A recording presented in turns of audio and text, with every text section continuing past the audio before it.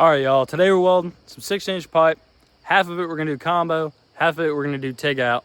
We're running off the old Lincoln today. We got argon. I'm gonna show y'all how to put in a good TIG route and how to fill and cap with TIG, because that's more common if you're doing plant work. But I work in boilers. If it's not tubes and they're welding pipe and it's heavier wall pipe, they're gonna want you to combo it because it's gonna be quicker.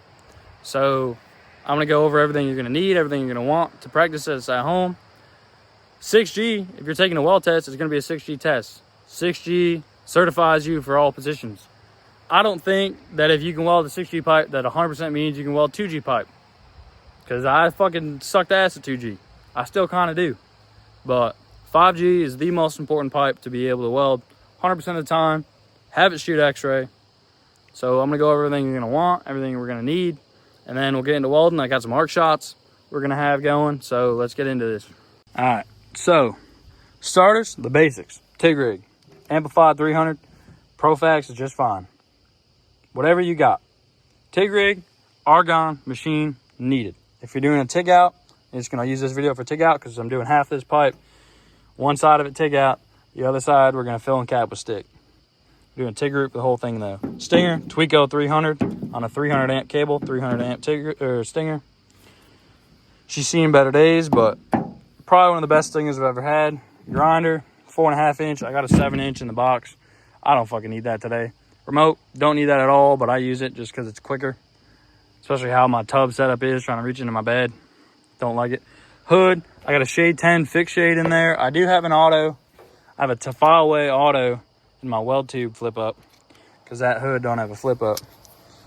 And that motherfucker is a sweet auto lens, but I prefer to TIG weld with a fixed shade.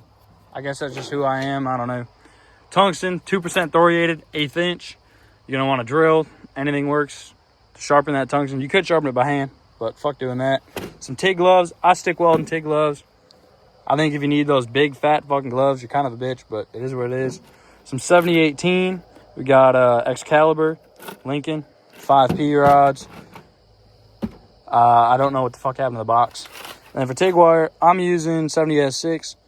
I thought I had bought 1/8 inch, but I have 332. All that means is that I'm going to have to feed a lot more fucking wire on the bottom of that route. But anything else is not going to make too much of a difference. Bucket, so you can put all your rod stubs and your fucking TIG wire in, and you're not just throwing them all over the garage or the yard, wherever you're at. File, don't need a file, but for making that 7018 cap look a little bit nicer, don't fucking hurt. Flap disc for cleaning up your pups. You're gonna need obviously your 6-inch pups. It's kind of a shit ass bevel on there, but we're gonna get something decent, and then we'll get it tacked up on here. Here's a TIG weld I did last night that got fucking rained on, but it came out pretty decent. I freehanded that side, and then I walked the cup on that side. But we're gonna tack it up right here, 5G, about a little bit over waist height, just so I can get under it comfortably, because I'm not moving this fucking jack stand at all while I'm doing this. It's gonna stay in the same spot as if it was a position weld in the field. Pretty much the basics of what you're gonna want. So let's get into cleaning these pups up and the fit up for it, and then start fucking welding.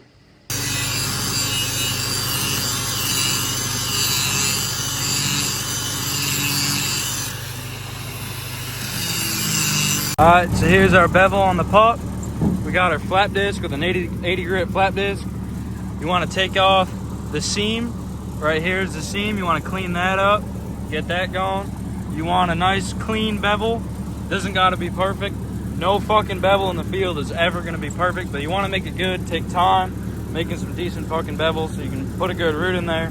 You're going to want a knife edge because we're taking this root. And we're going to do an 1/8 inch gap because I'm using 332 filler wire, which is not ideal. If I was doing this with 1/8 inch filler wire, then I would end up using a 532 or even a 3/16 gap. I like a bigger gap just because you know it's not going to close up. With an 1/8 inch gap, I'm going to put 3 tacks in this so it doesn't get... Actually, fuck it. I'm going to let it close up so I can show y'all what to do when it does. But put 3 tacks in it. So the side that you're not going to start on, like say you got it in position and you're starting from the bottom. If you're going to quarter it, do it correctly. Start at the bottom, come up here, do this bottom, and that way you can back feed from here, the bottom of that. And then for this bottom, you can back feed from here, and the pipe won't draw if you quarter it.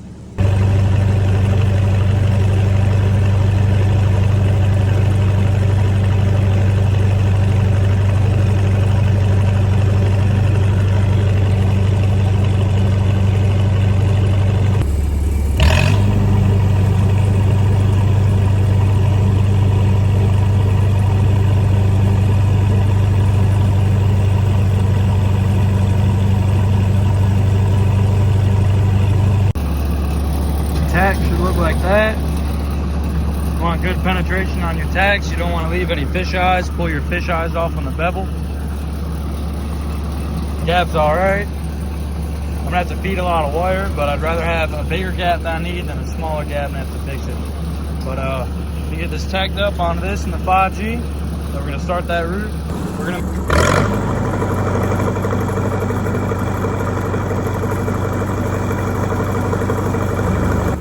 Do this side now. Now I've got about 2 inches done on that bottom. Alright, so I'm gonna do a little voiceover here while I'm doing this. So I'm starting off, I'm letting that puddle get nice and molten before I even add my filler wire. And as I'm coming up, since I'm right on the side of the pipe, I'm still back feeding from here just because that's how I like to do it. But I'm making sure that that wire is right in the middle of that puddle, maybe a little bit towards the back, but more than anything right in the middle of that puddle. As I come up and come around, you're going to want that filler wire to be more towards you, more towards the top, because that angle is going to pretty much determine how much penetration you're getting rather than just how much you're feeding. When you're at the bottom, you almost want to lift that puddle up and like watch it fill in from like the angle where the wire is. You should be out and above it, and as you're feeding, let that puddle fill in nice rather than be trying to back feed, but you're feeding, pushing that wire in. It's going to push your puddle down. But as you come up the side, you want it to be right about halfway, right in the middle, and then coming up towards the very top of the pipe. What I like to do is pretty much have my filler dead set equal with the bevel, maybe even a little bit above, because gravity is going to fight you at the bottom and it's going to fight you at the top. At the top, it's going to want to pull it down, and that's when you're most likely for that fucking puddle to fall out and leave a dick in your pipe.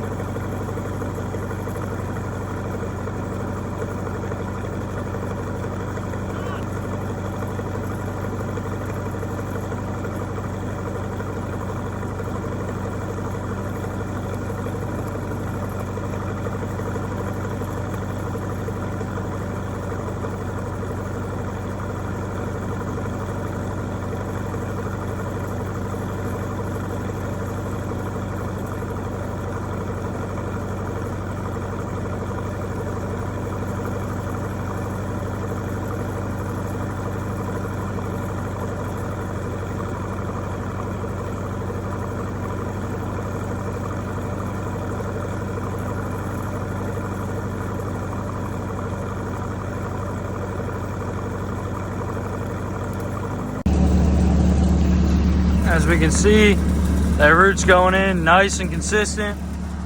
A little piece on the bottom's nice and consistent. We're not going out too much. Got the fucking fisheye in there. We're gonna finish this off, tie into here. But so far, it's looking good. As we can fucking see, it's dark as fuck. We got the work light out. We're gonna keep this video going. I gotta get this done today. I'm going to New York City for a job. I gotta leave at 1 in the morning tomorrow night. Head there, about a 6-hour drive. head to New York City. We're starting that. We're doing a trash burner boiler, 7 to 10 day outage. I don't know what we're doing there yet, but I want to get this done tonight. That way I can pack and just kind of relax all day tomorrow. But our route's looking good all the way up to that top tie-in. It's a little inconsistent. I'm not used to that 3-wire, but no cold wire, no underneath flush. We're a little low here, a little heavier there. We're gonna finish this back quarter off on the top and call it that for the route.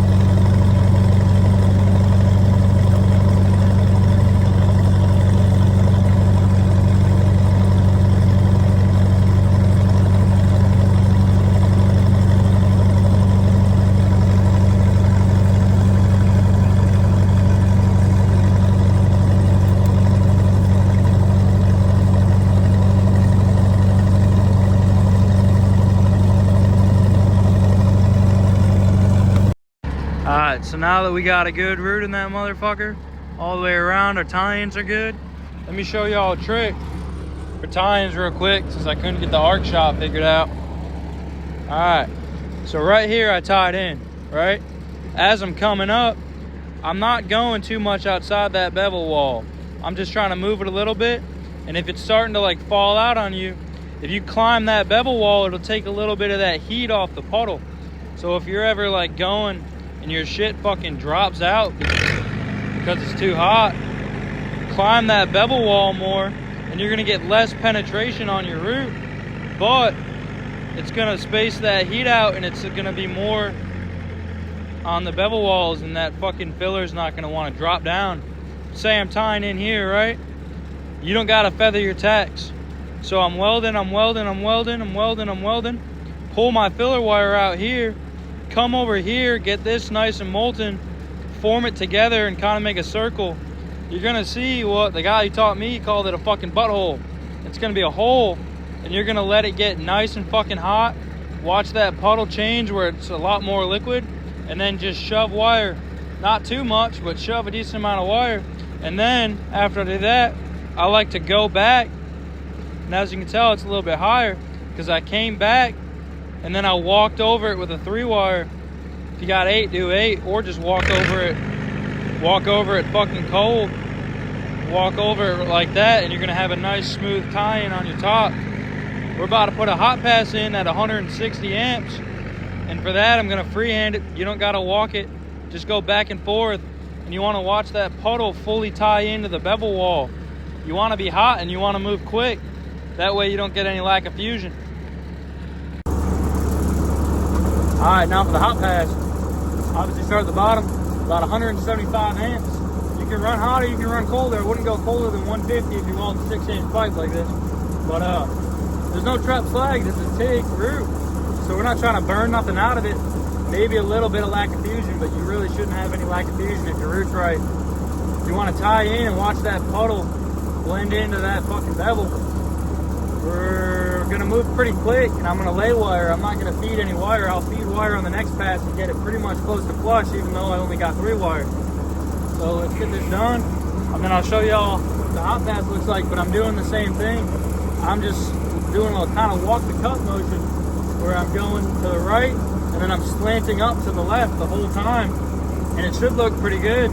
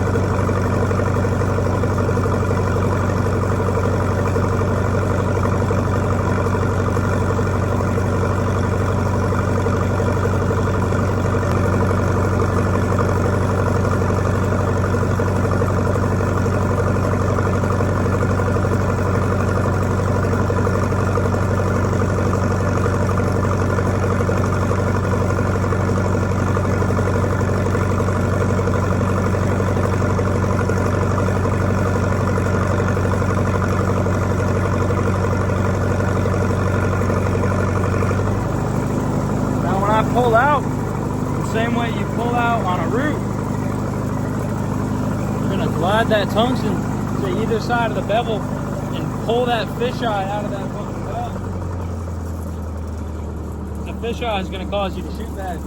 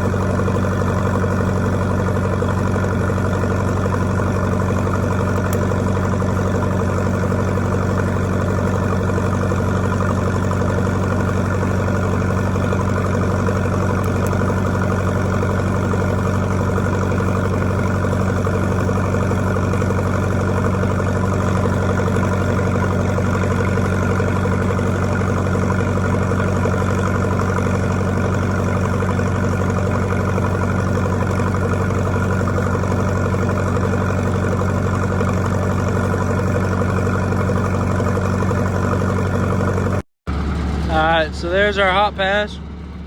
Doesn't gotta be pretty. Obviously you want it to be pretty, but don't fucking matter. As long as you're tying in to each bevel. My tungsten was a little fucked, but I didn't bother fixing it. As long as you're tying into each bevel and you don't leave no fish eyes in it and you're running hot, you'll be good. We're gonna worry about making that cap look pretty, making the quality inside be good, but it's better to go quick, be quick, do hot. There's our hot pass. So let me flush one of the sides out now. I'm gonna do this side TIG and I'll do this side stick. I'm gonna flush this out, maybe in one pass, probably in two. And all I'm gonna do for that, with my TIG finger, yeah, that tungsten is beyond fucked. When I'm on this side, feed a bunch of wire. Feed a bunch of wire. Move here, feed a bunch of wire. Forward again, feed a bunch of wire. Move, feed. And since I'm using 3-wire, there's not gonna be a lot of silica buildup. With 8-wire, there's more silica, but this way keeps you from getting the entire thing too hot, and you're guaranteed to fuse that. This is an easy fucking, this is a small, thin pipe. It's gonna be pretty quick to fill up. If you're doing some heavy wall shit, take your time. Don't get ran off a fucking job because you can flush off the bead, but that bitch fails x-ray for lack of fusion. But don't be the guy that takes twice as long to make a weld just because you wanna fucking lay wire the whole thing and not feed at all, you know? So we're gonna get this side flushed out. I'll show you flush. And then we're gonna walk the cup on the cap. We're gonna do a 1-pass cap. And then we're gonna flush this guy out with 7018. We're gonna do probably a 1-bead flush with a little bit of weave, pausing on the edges. And then we're gonna do a 2-bead stringer bead cap. So let's get this side flushed out and I'll show you that.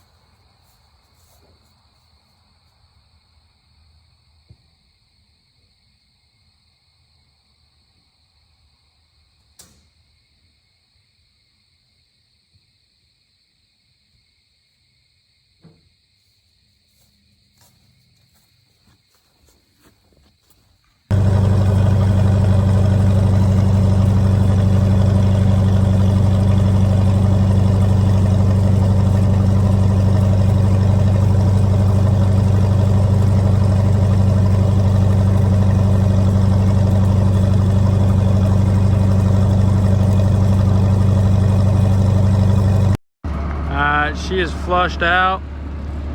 There's the bottom. We got a little bit of undercut. The pipe got way too fucking hot, so I'm gonna let her cool for about 10-15 minutes and then put a pretty cap on her, because if that was a cap, I'd be throwing up right now, but it ain't, just a flush. So we got a nice flush in there. It's consistent, it's even, it's gonna be nice to walk on. But like I said, this pipe is hot as fuck. So I'm gonna let her cool down, and then I'll record me capping it. I'm gonna walk the cup on the cap, and then we're gonna get right to flushing out that other side with some 7018 rods.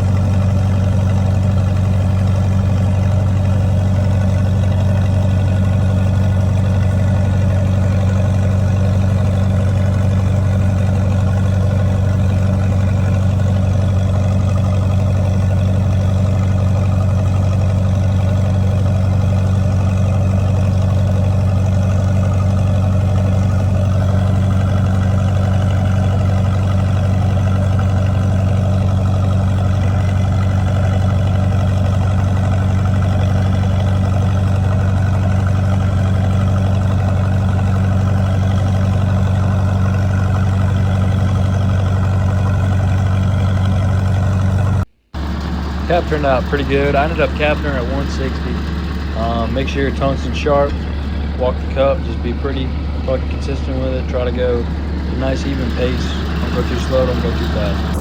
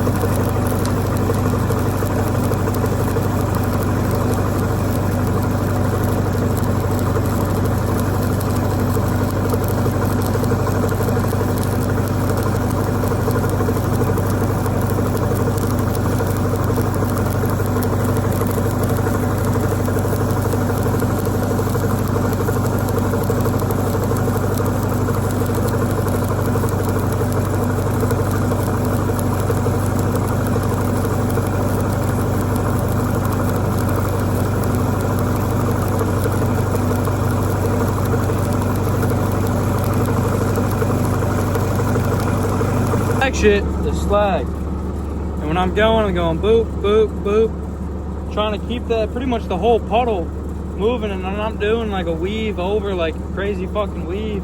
Just trying to build up that whole puddle and sit on the toes of my bevel edge and really let that puddle sink in and pull that slag out. That way I'm not trapped in slag, and that way it's nice and uniform. It looks like I'm only gonna have to do one more flush after this, but this rod I can stretch to the top, and I don't know if you saw when I did the bottom, I had it angled up 45, and then I did it down 45 for the side. It was a little uncomfortable, but I prefer that than straight on. And for that top, keep it at a down 45 too. It's a lot more comfortable when you're right here moving, bam. I only gotta turn my wrist like that. If I had it in my stinger like this, I'd be at the top doing that, because you want your rod roughly to be angling at the center of that pipe. Now, when you're going up on dead man's curve, technically, I don't think the bottom's that hard, and it's more of a pipeliner shit because they run downhill. So they'll run an 80-10 rod, and they're going here, nice and chilling. Dead man's curve is about here, at about, what's that, 9 o'clock? I think 9 o'clock, yeah. Just keep that rod towards the center of the pipe. A little bit of fluctuation ain't gonna fuck you up too bad, but you can trap slag and you can produce a worse weld if the rod angle's not dead on.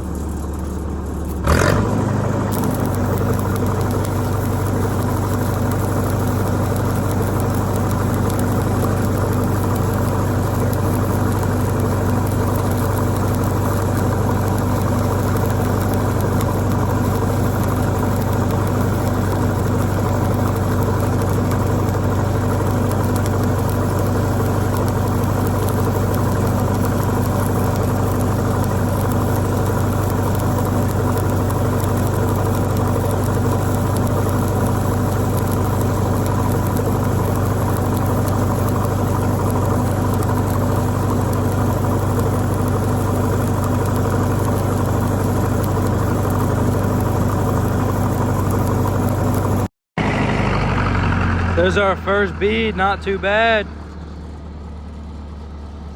Looks pretty good. We tied in good on the sides. Maybe right there, I can buff that a little better, but see, we're not going for a crazy fucking weave here, but we're just moving and making it nice and uniform. I love burning stick rods. That's my favorite shit. That's how I started out, but man, TIG is fun too. But if you want to be a combo hand out here, you got to be able to weld both. So technically MIG, but MIG's fucking gay. There we go. That's how I like to prep before I cap, if I have time. We're gonna run a nice cap on this motherfucker, a single bead, because I don't feel like running a stringer. We're gonna make it look pretty good. And the AWS rule for weaving, I believe, is 4 times rod diameter. So if we're using a 332 rod,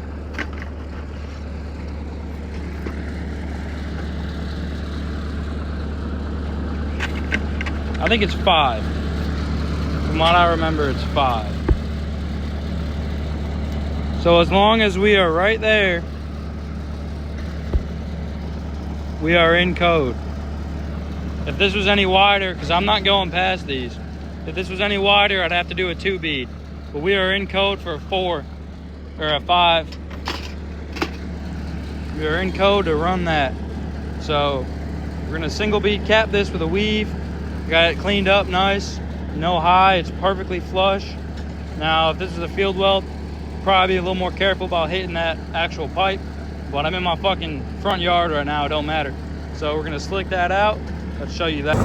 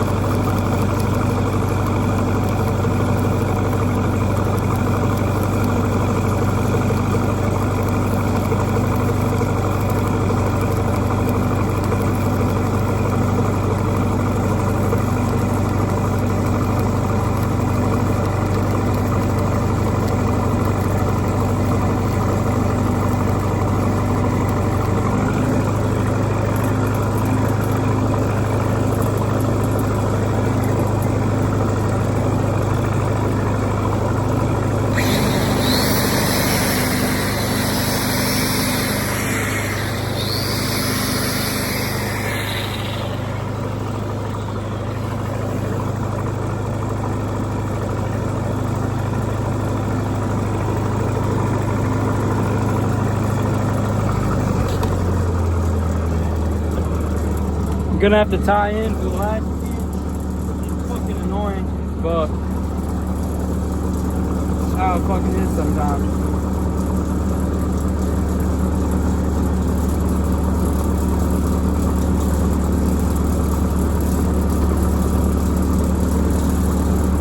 Fingers wore the fuck out.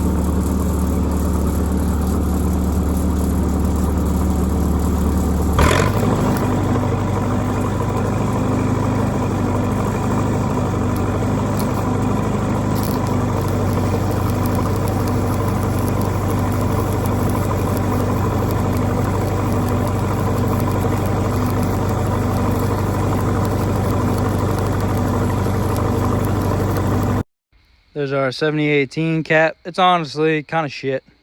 It's a little high in some spots. Tie-ins are a little iffy. It's not god awful, but I would have 2-beated it. That's a fucking slug on there. Maybe 2-beat it, but it's not god awful. Like, if your QC is chill, you'd probably pass that, but that's not something I'd fucking do and then be proud of. TIG the way to go. But it's just high. It's high. It's pretty uniform, but I usually don't like my caps to be. That's definitely over 1/8, like right there.